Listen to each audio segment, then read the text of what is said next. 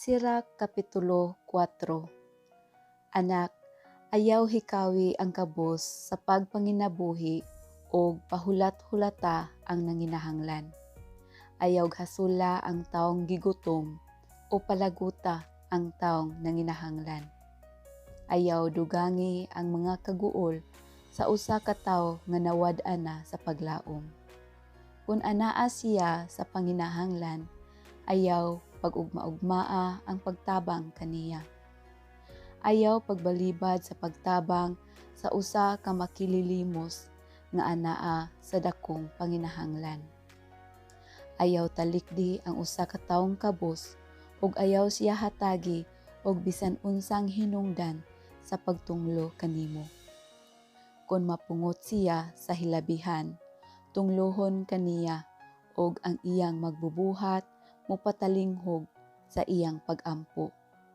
Himoa nga mainila ikaw diha sa sinaguga. Tahura ang mga tawo nga anaa sa awtoridad. Pamatia ang isulti sa kabos ug tubaga sila nga matinahuron. Panalipdi ang mga tawo gikan niadtong buot mudaog-daog kanila ug pagmalig-on sa imong mga hukom. Pagpakaamahan ngadto sa mga ilo og sangkapi ang mga byuda sa mga panabang nga dili na ikahatag kanila sa ilang bana. Unya, mahisama ikaw sa usa ka anak sa labing gamhanan og higugmaon ikaw niya labaw sa paghigugma sa imong kaugalingong inahan. Ang kaalam sama sa usa ka magtutudlo. Ang kaalam moatiman sa mga mangita kaniya, siya magbayaw kanila ngadto sa kabantog. Ang nahigugma sa kaalam, nahigugma sa kinabuhi mismo. Ang nangadlawon sa pagpangita kaniya, mapuno sa kalipay. Bisan kinsa nga makakabot sa kaalam, pasidunggan pag-ayo. Bisan asa siya moadto, ang Ginoo magpanalangin. Ang mga sulugoon sa kaalam, mga sulugoon usab sa Dios nga balaan, ug ang Ginoo mahigugma sa tanan nga nahigugma sa kaalam. Sila nga nagtahod sa kaalam, maghatag sa matarong nga mga hukom. Sila nga mamati kaniya makabaton sa matuod nga seguridad. Ibutang ang imong pagsalig diha sa kaalam og mabatunan nimo siya og mapanunod siya sa imong mga kaliwat. Sa sinugdan ang kaalam magdala kanimo ngadto sa malisod nga mga agianan. Himuon kaniya nga mahadlok sa hilabihan, busa maghuna-huna ka nga dili ka na mupadayon. Ang disiplina nga iyang pangayoon makasakit og sulayan ikaw niya sa iyang pangayoon hangtod musalig siya kanimo sa hingpit. Unya maabot siya nganha kanimo sa walay langan.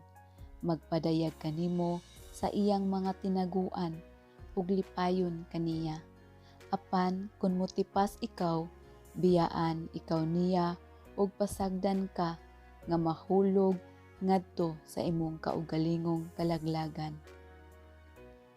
Pagsalig sa kaugalingon. Buhata ang tanan sa hustong panahon o pagbantay batok sa dautan. Ayaw tamaya ang imong kaugalingon. Ang pagka mapaubsanon, angay sa pasidungog o pagtahod, apan ang usa ka ubos nga pag-ila sa imong kaugalingon, magdala kanimo ngadto sa sala. Ayaw itugot nga lupigan ka lamang sa uban. Ayaw itugot nga madaot ka tungod lamang kay wala nimo barugi ang imong katungod. Ayaw pag-ukon-ukon sa pagsulti kun ang higayon mangayo niini. Ayaw tagua ang imong kaalam. Ang imong kaalam ug edukasyon mahibaluan pinaagi sa imong isulti. Apan ayaw pagsupak sa kamatuoran ug hinumdumi nga wala ka mahibalo sa tanang butang. Ayaw ka ulaw sa pagkumpisal sa imong mga sala. Kawang lamang ang pagsulay sa pagpahunong sa dagayday sa usa ka suba. Ayaw pagtugot nga gawungan ka sa usa ka tawo nga kuwanggol, ug ayaw pagdapig sa gamhanang mga tawo. Barugi ang matarong bisan kon bayran mo kini sa imong kinabuhi. Ang Ginoong Dios makig-away dapig kanimo. Ayaw pagpatakag tabi, ayaw pagtapol, ug ayaw pagdanghag sa imong buhat.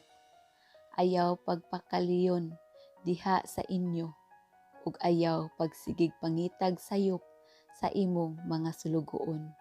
Ayaw pagpangayo kun dalo ka sa pagbalos.